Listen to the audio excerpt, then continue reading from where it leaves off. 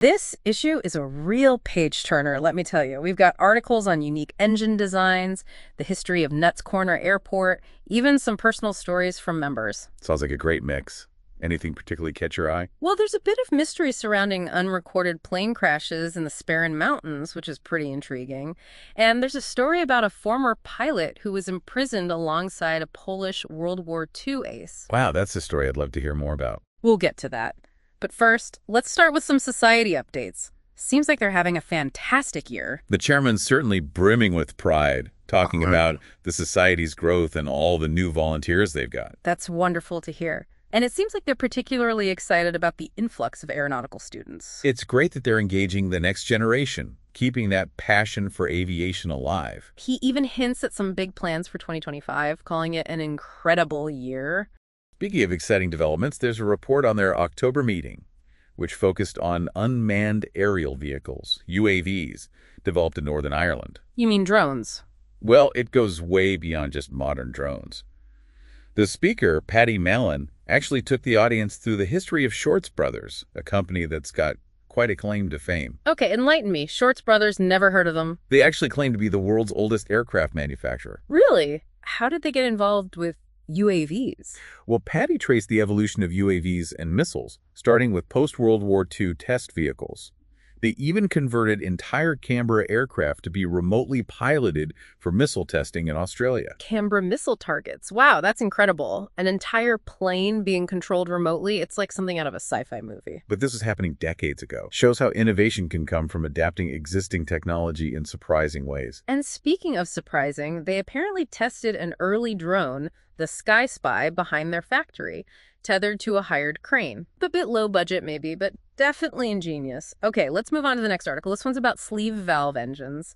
I admit I'm not a gearhead, but this article really caught my attention. Well, sleeve valve engines were designed for efficiency, higher compression, and quieter operation. They had the potential to be a real game changer. And the article mentions the Bristol Beaufighter, which had these engines, got the nickname Whispering Death. Such a chilling nickname. Apparently, he was so quiet that enemy aircraft wouldn't hear it coming. And it had a surprisingly high enemy kill count in World War II, placing third after the Spitfire and Hurricane. Talk about living up to its name. But if these engines were so great, why don't we use them anymore? It's a good question. The arrival of jet engines basically marked the end of an era for the sleeve valve. Jet engines offered such significant advantages in power, speed, and altitude that the benefits of the sleeve valve became less relevant. So it was a case of technology leaping forward. Makes sense. Okay, now let's shift gears from engines to a piece of aviation history. There's a report on the launch of a new book about Nuts Corner Airport. The book's titled Nuts Corner in War and Peace, and it was co-authored by Arnie Cromie, who sadly passed away before the launch, and Guy Warner. It tells the story of the airport from its origins as an RAF base during the war to its post-war role as a civil airport. It's amazing to think about all the history that unfolded there. The book mentions how during World War II, B-24 Liberators were hurriedly based at Nuts Corner to combat those German U-boat attacks during the Battle of the Atlantic, and after the war, it played a role in the arrival of Jewish refugees. It's a story of both conflict and resilience. A reminder that airports aren't just about transportation, they're often at the heart of major historical events. And to top it off, the royalties from the book are being donated to the Northern Ireland Children's Hospice. That's a wonderful gesture. Definitely going to add this book to my reading list. Now, for something a little different, there's a section on the museum's photo collection, and it features a unique approach to photographing these aircraft. Ah, yes, Alistair Prentice and his pinhole camera. A pinhole camera is some sort of antique camera. It's actually a very simple concept. Basically, it's a light-proof box with a tiny hole. Light passes through the hole and projects an inverted image onto the film. That's so cool. It's like going back to the basics of photography. It really is. And the results are quite striking. The photos have this almost ethereal, timeless quality. I can imagine. And I bet it takes a lot of patience to get those long exposures right. Absolutely. Pinhole photography is all about slowing down and really observing the light. Okay, from the stillness of photography, we're jumping back in time 80 years to a pretty dramatic Christmas Eve in 1944. The story of Peter Locke and his wildcat ditching. He was climbing to 800 feet when his engine suddenly exploded. Flames started entering the cockpit, burning his arm. Oh my gosh, that's terrifying. He had to think fast. and managed to ditch the aircraft without any major injuries. It's a testament to his training and quick thinking that he was able to walk away from that crash. And luckily, his fellow pilot witnessed the whole thing and called for help. Local farmers came to his rescue right away. It's a reminder that even in the chaos of war, there's still humanity and compassion. Sadly, not all stories have such a happy ending. The next article recounts a fatal Hellcat crash in the Sparran Mountains in 1945, just days before the end of World War II. Petty Officer Douglas David Smith, a young pilot who volunteered to fly in place of a sick colleague. Tragically, his Hellcat ended up crashing into the highest peak in the Sparran Range. It highlights the ongoing efforts to recover and preserve wreckage from crashes like this. They often involve local farmers who act as silent guardians of these sites. Silent guardians, what does that mean? It seems many of these crash sites are on private land, and the farmers have known about them for decades, protecting them from looters or souvenir hunters. It's a beautiful way to think about it, these farmers unintentionally becoming custodians of history. And there's a project underway to recover and preserve what's left of Smith's Hellcat. They've already retrieved a substantial piece of the cockpit and the supercharger from the engine. It's incredible to think about those pieces being up there on that mountain for all these years. They're planning to create a memorial display using the recovered cockpit section, right? That's right. And they're also hoping to connect with any surviving relatives of Petty Officer Smith to share his story and honor his sacrifice. That's a wonderful way to keep his memory alive. It's amazing how each story ties back to the passion and dedication of the people involved. It's true. It's not just about the aircraft themselves. It's about the human stories behind them and the communities that form around preserving those stories. And we've got even more stories to uncover. Okay, let's jump back into this newsletter. I'm particularly excited about this next report. It's all about the EAA AirVenture Oshkosh 2024 Air Show. I've always wanted to go to that one. It's like the holy grail of air shows, isn't it? Yeah. And our newsletter contributor, Colin Boyd, was there this year. He shared his experience. It sounds absolutely incredible. What were some of the highlights for Colin? Let's see. Well, he was really blown away by the U.S. military jets that were on display. He mentions seeing the F-35A Lightning II demonstration team, the A-10 Thunderbolt II. It was making its last appearance with a dedicated demo team, and the F-16. Ah, the Viper. Yep, that's the one. And this particular F-16, it was sporting a special commemorative livery, all decked out in red, white, and blue. Very patriotic. Definitely. Oh, and he also mentions one of the A-10s was painted in the Memphis Belle III scheme. Oh, wow, that's a nice touch. Paying tribute to that famous B-17 bomber from World War II. It's great that they do things like that, connecting the past and present. Did he mention any static displays that he got to see up close? He did. He mentioned seeing some Marine Corps Harriers, USAF T-38s, and even the latest version of the Eagle, the F-15EX. And get this, it was loaded up with 12 missiles. 12 missiles. That's a serious loadout. It really is. Speaking of serious, Colin also mentioned this fascinating demonstration by NORAD, the North American Aerospace Defense Command. Yeah, they simulated an intercept of an aircraft that was violating those temporary flight restrictions, those TFRs. So like when a little Cessna wanders off course? Not quite. This was more about demonstrating how they respond to potential threats in the airspace.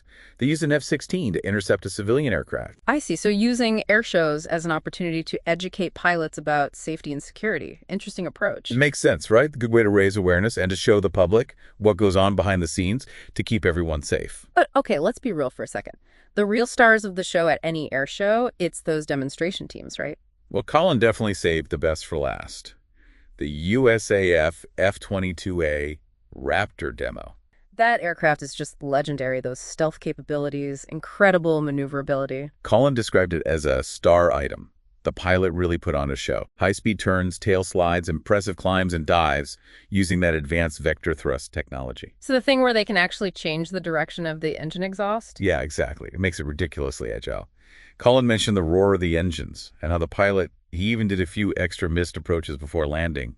The crowd was loving it. It must be so different seeing those aircraft in action compared to just reading about them. Absolutely. Okay, moving on from the air show.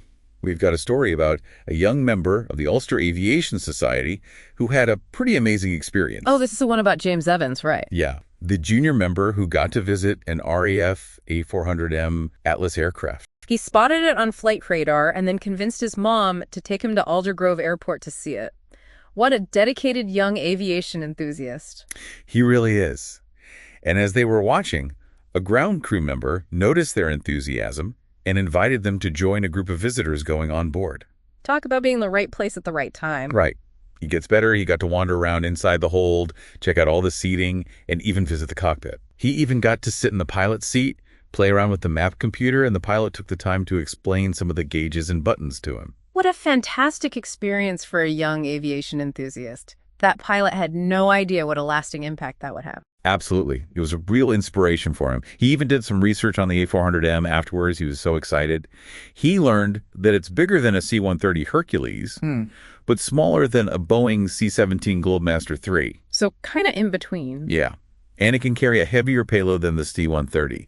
And get this, it can even transport a Chinook helicopter. A Chinook helicopter. Wow, that's some serious lifting power. Definitely a workhorse of an aircraft. Okay, let's move on from the high-flying adventures and come back down to Earth for a moment. What's next in our newsletter journey? Let's check in with the museum restoration projects. Always exciting to see what they're working on. Well, they're providing updates on a few key projects. The Sea Prince, the Gannet, the Wildcat, and even an AEC Matador. It's a heavy-duty truck from World War II. I'm always curious about the Sea Prince. What stage are they at? It sounds like they've made some great progress. It's sitting on its own undercarriage now, and they've refitted the engines. They're currently working on refitting the engine cowlings and the cabin windows. It's incredible how they take these aircraft. Sometimes they're just rusted hulks when they start, and they bring them back to life. It really is. The Gannet, that one's getting a fresh coat of paint. Oh, a new paint job. Always exciting. What color are they going with? They actually held a vote to decide on the paint scheme, and the winner was the 831 Squadron scheme. I bet it'll look stunning when it's done. And what about the Wildcat? Any news on that front?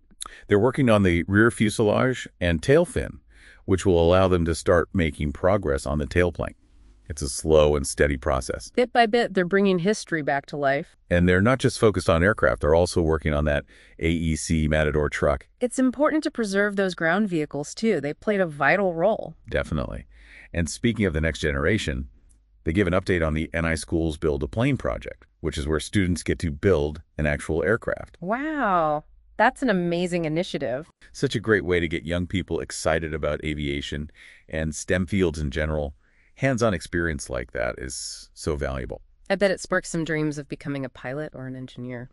Okay, before we move on, did they mention the 2025 calendar? They did.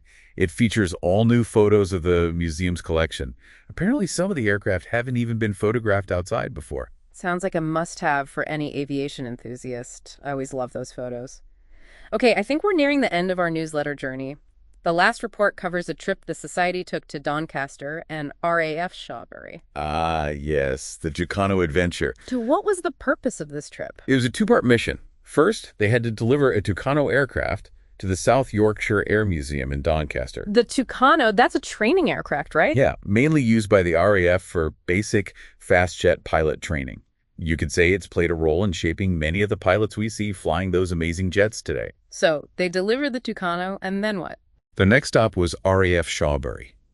They were on a quest to acquire parts for the restoration of another Tucano, nicknamed Enniskillen. They seem to really love their Tucanos. They do, but this wasn't just a simple pickup and delivery trip. They ran into a few challenges along the way. They had to deal with stormy weather, ferry delays, and then they had some unexpected difficulties removing the engine from the donor aircraft at RAF Shawbury. Sounds like they had to be pretty resourceful. Yep, definitely. But they persevered and managed to complete the trip successfully. It really highlights the dedication and teamwork of everyone involved. The transport team, they even worked late into the night to unload everything back at the museum. It really does seem like a common theme throughout this newsletter, doesn't it? That dedication, the passion that goes on behind the scenes. It's true. These volunteers are the unsung heroes of aviation history preservation. It's inspiring to read about. So we've covered a lot of ground in this deep dive. Engine designs, daring air shows, personal encounters, restoration projects. This newsletter has really been a journey. What stands out to you the most? I think what really strikes me is that human element. Every story, whether it's about a technological innovation or a personal experience, it all comes back to people. Their passion, their ingenuity, their resilience. That's what makes aviation history so captivating. I agree. It's a reminder that history isn't just about dates and events. It's about the stories of the people who lived through them and the impact they had on the world. Exactly. And that brings us to the end of this month's newsletter from the Ulster Aviation Society. What are your final thoughts? I'm left with a sense of wonder, and gratitude. Wonder at the ingenuity and daring of those who push the boundaries of flight, and gratitude for all the people who are working to preserve their stories. It's a reminder that history is all around us, often in the most unexpected places. Beautifully said. Makes me wonder what other hidden gems are out there, just waiting to be discovered. Perhaps our listener has a story of their own, a connection to aviation history that's just waiting to be shared. That's a great thought. Maybe they've visited the Ulster Aviation Society Museum, or they have a family member who is involved in aviation. Everyone has a story, and I encourage our listener to explore those connections, those pieces of the past that have shaped who we are today. It's fascinating, isn't it? This whole journey through the newsletter, it's really highlighted the incredible pace of innovation in aviation. I mean, think about it.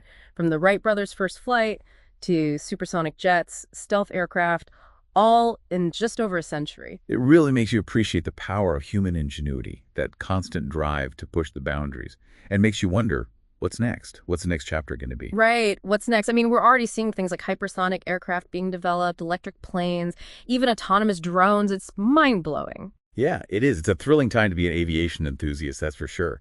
But even as we look ahead to the future, it's so important to remember the past, to learn from it. And that's why organizations like the Ulster Aviation Society, they're just so vital. Absolutely. They're more than just caretakers of these amazing machines. They're preserving the stories, the challenges, the triumphs, everything that shaped aviation history. And this newsletter, it's been such a great reminder of that. History is made up of all these individual stories, these personal experiences, like that pilot who had to ditch his burning aircraft on Christmas Eve, Yeah. or those volunteers who dedicate countless hours to restoring these incredible machines. Those personal connections, those stories, they're what really brings history to life, don't they? They remind us that behind every technological marvel, there were people with dreams, ambitions, a passion for flight. And that passion is still very much alive today. I mean, think about young James and his encounter with that E400M. It's that spark, that excitement, that keeps the spirit of aviation alive. It's been fantastic, hasn't it? Taking this deep dive with you, exploring all these incredible stories. I've really enjoyed it. It's inspiring, the importance of preserving history, and, well, just the enduring allure of flight. And for anyone listening, if you've been inspired by all this, if you're curious about aviation history, I really encourage you to go out there, explore those stories. You might be surprised at what you discover. Maybe a connection to your own family history, maybe a newfound passion. So until next time, keep exploring, keep learning, and keep looking up.